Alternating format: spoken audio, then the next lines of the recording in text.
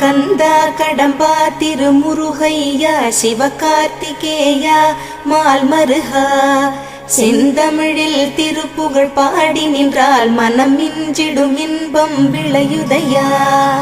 சிரகிரி வேலவனை காண்கையிலே விழிவோரம் கண்ணீர் பெருகிடுமே.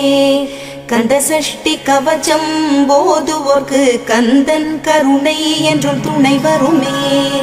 பங்குனி உத்திர நாளினிலே உனை நினைந்தே காவடி சுமந்து வந்தோம்.